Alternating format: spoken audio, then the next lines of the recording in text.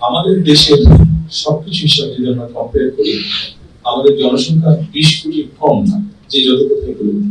আমি 2000 এই দেশ থেকে চলে যাওয়ার আগে পর্যন্ত আমি দেশের মানুষের সাথে কথা বলতাম, আমি দেখেছি। আমার ধারণা গত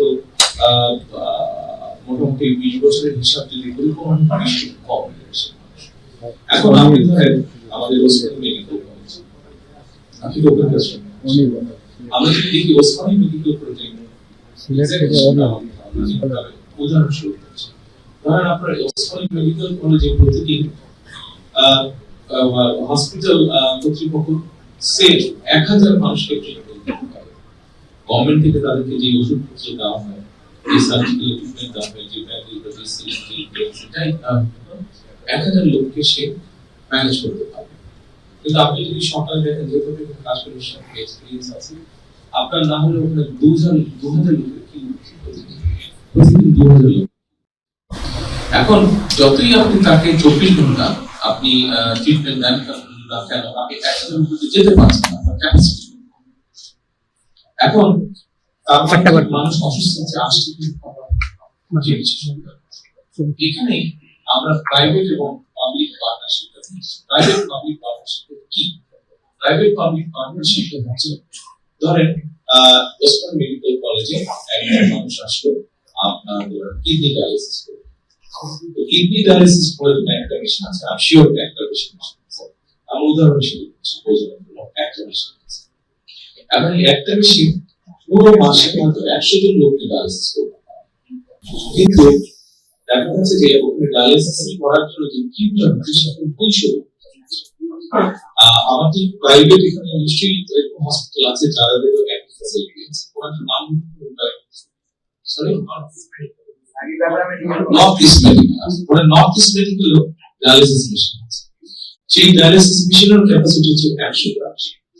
আমরা যেটা চিন্তা করছি, আমাদের যেটা পরিকল্পনা সেটা হচ্ছে আমরা Osmani medical north east medical কলেজের সাথে আমি কথা বলবো, তাদের তোমাদের একটা মেশিন আছে, কিন্তু প্রাইভেট হসপিটাল ওদের খরচ যেহেতু বেশি না, স্বাভাবিক, তোমরা হয়তো ওরা হয়তো সে মাসে 30 জন, তার মানে 70টা খালি হয়ে যাবে। আর আমাদের ওসমানী মেডিকেল কলেজ সেখানে 100 জন বেশি আছে, 200 জন আছে।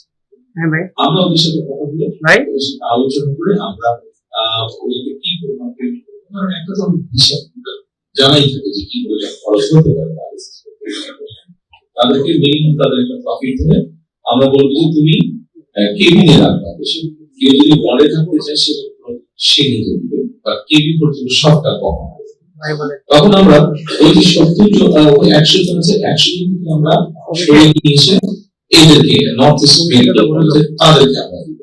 এটাই হচ্ছে বেসিক থিওরি, যেটা আমরা বেসিক পরিকল্পনা যে প্রাইভেট পার্টনারশিপ। অর্থাৎ কারণ এই জন্য আপনারা এখন ওসমানী মেডিকেল কলেজে যদি সেকেন্ড শাখা আপনি খুলতে চান, আপনাকে আজকে প্ল্যান করতে হবে, জমি অধিগ্রহণ করতে হবে, বাজেট সেকশন করতে হবে, মেশিন আসবে, কন্ট্রাক্টর হবে, একটা রাজনৈতিক সরকারের মেয়াদ 5 বছর।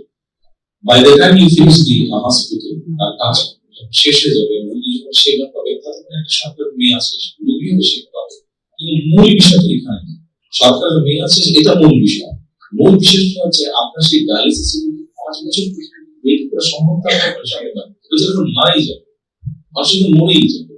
তো সেই জন্যই আমরা প্রাইভেট পাবলিক পার্টনারশিপটা দিচ্ছি। এটা পলিসি ভিত্তিক সবকিছু ঠিক করে ফেলতে পারলে 3 থেকে 6 মাসের মধ্যে আমরা এই সার্ভিসটা আস্তে আস্তে এই ক্ষেত্রে আমরা যেটা সিদ্ধান্ত গ্রহণ করে আছে সব রোগের ক্ষেত্রে বিষয়টা যেটা নর্মাল লোক সেগুলো এটা হতে পারে কিডনি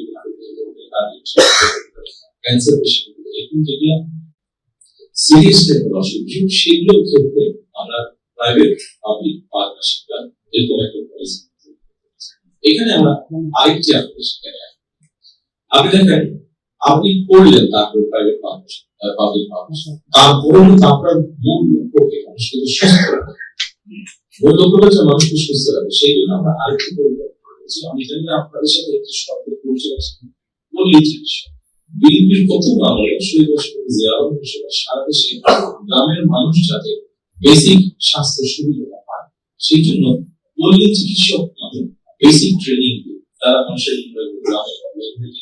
বেসিক যে ট্রিটমেন্টটা সেটা করা। আমরা ঠিক সেটা আদলে আমরা হেলথ কেয়ার এই হেলথ কেয়ারকে আমরা একটা basic medical training hygiene training দিব। আমরা ছোটখাটো অসুখ বিসুখ হলে তারা মানুষের সেবা দিতে পারে। বড় কোনো যদি অসুখ হয় যেটা আমরা বলছি সেটা তার আয়ত্তের বাইরে তখন সে রেফারেল সিস্টেম সেটা তখন তার রেফার। এখন এই যে যাবে যে তারা ঘরে ঘরে যাবে মানুষকে ট্রিটমেন্ট দিবে, এখানে গিয়ে তারা মানুষকে অ্যাওয়্যার করার চেষ্টা করবে যে ঠিক আছে এইভাবে লাইফস্টাইল খাওয়া দাওয়া হওয়া উচিত, যে আপনি চিনি বেশি খাবেন না, মিষ্টি বেশি খাবেন না,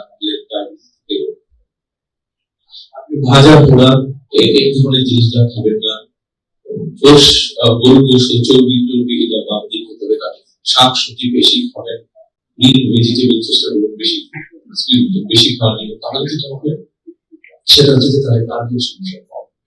এই ধরনের বিভিন্ন বিষয়গুলো মানুষকে কেন অ্যাভয়েড করবে, কেন অ্যাভয়েড করা প্রয়োজন, মানুষকে কেন এই বিষয়টা জানানো প্রয়োজন? কারণ ওই যে ওসমানী মেডিকেল কলেজে প্রতিদিন 2000 কিউ হচ্ছে, ওই কিউটাকে আমরা কমিয়ে আনতে চাচ্ছি। আমরা ওই লাইনটাকে ওসমানী মেডিকেল কলেজের ক্যাপাসিটি হচ্ছে 1000 মানুষের ট্রিটমেন্ট। আমরা যদি এই কিউটাকে ধীরে ধীরে কমিয়ে আনতে পারি, আপনি তাহলে কিউটাকে কমিয়ে আনলে সরকারের উপরে খরচ কমাতে পারবে, প্রেশারটা কম করতে পারবে, স্টেটের খরচটা কম করবে, এবং যেই মানুষরা যাবে ট্রিটমেন্টের জন্য সেই মানুষরা আস্তে আস্তে বেটার ট্রিটমেন্ট পাবে। এবং আমাদের বন্ধু বলেছে হসপিটাল বাড়ানোর মানুষের বেড়ে হবে, সেটার পরিমাণ আস্তে আস্তে এটা যে 1 সপ্তাহ 1 বছর 2 বছরই যে ব্যাপার আপনি যখন শুরু করবেন কাজটা পলিসি নিয়ে কাজ শুরু করবেন সময় লাগবে, কিন্তু আমরা কনফিডেন্ট ছিল সকলে মিলে যদি কাজ করি আপনার ইয়াং ডাক্তাররা কাজ করবেন, আমরা ওই ইনশাআল্লাহ